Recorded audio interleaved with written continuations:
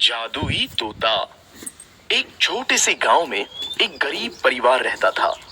उस परिवार में रामू और उसकी बीवी सीता उसके बेटे चिंटू के साथ रहते थे। उसी गांव में एक तोता भी रहता था। उसका नाम था रघु। वो किस्मत का धनी था। जहां भी जाता वहां किसी भी चीज की कमी नहीं पड़ती थी। एक दिन रघु उड़ते उड़ते उस गरीब परिवार के घर गया। रघु सोचता है, अरे वाह, लगता है यहाँ आज बहुत अच्छा खाना मिलेगा। मैं पेट भर के खाऊंगा। वो एक कटोरी में रखे अमरूद देखता है। अरे वाह, अमरूद, मुझे तो ये बहुत पसंद है। मैं तो इसे पेट भर के खाऊंगा। रघु तोता अमरूद खाने ही लगता है। तभी सीता रघु को अमरूद खाते देखती है तो गुस्सा हो जाती है और उसे वहां से भगा देती है। भाग यहाँ से, न जाने कहां से आ जाते हैं। मैं तो परेशान हो गई हूँ इनसे। सीता के भगाने के बाद रघु चुपचाप से एक कोने में रहता है। धीरे धीरे उस परिवार की बरकत होने लगती है। एक दिन रामू और सीता खाना खाते वक्त बातें करते हैं। आजकल हमारी बहुत तरक्की हो रही है, काम भी अच्छा चल रहा है। रामू कहता है। इस पर सीता कहती है, सच कहा, भगवान हमेशा ऐसे ही हम पर मेहरबान रहे। बेटा चिंटू भी कहता है, पिताजी, मुझे खिलौना लेके दो ना, मेरे सभी दोस्तों के पास है। रामू कहता है, ठीक है, जरूर लाऊंगा। सीता कहती है, कितने खुश है सब, मेरे परिवार को किसी की नजर ना लगे।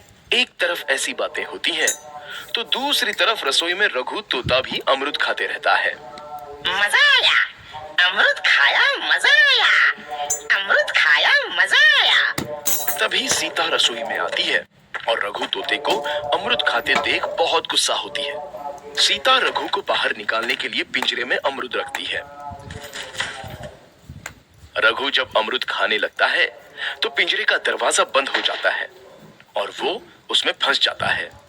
मुझे बाहर निकालो, मैं यहाँ फंस गया हूँ, मुझे बचाओ। अगले दिन सीता पिंजरा उठाकर बाहर दूर उस रघु को छोड़ देती है।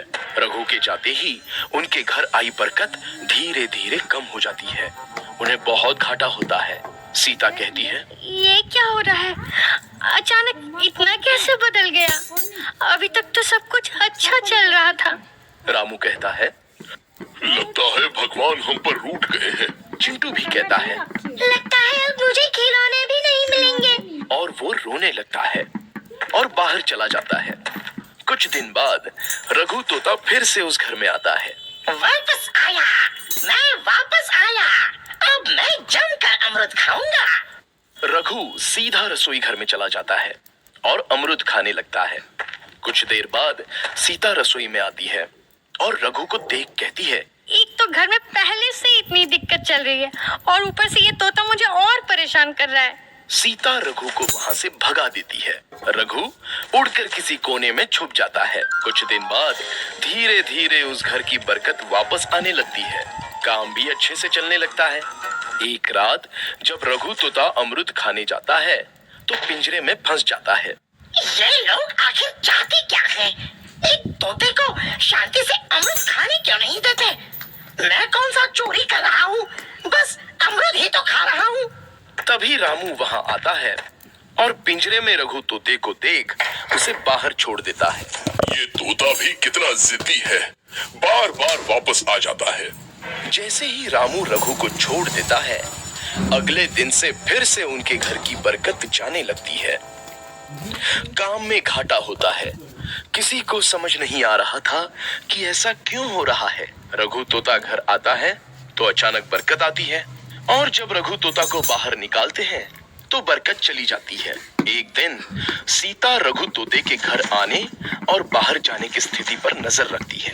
ये तोता जब भी घर आता है तो घर में बरकत आती है और जैसे ही ये घर से बाहर जाता है तो उसी के साथ बरकत भी चली जाती है। कहीं ये जादुई तोता तो नहीं है? अगली बार जब ये तोता घर आएगा तो मैं इसे कहीं नहीं जाने दूंगी।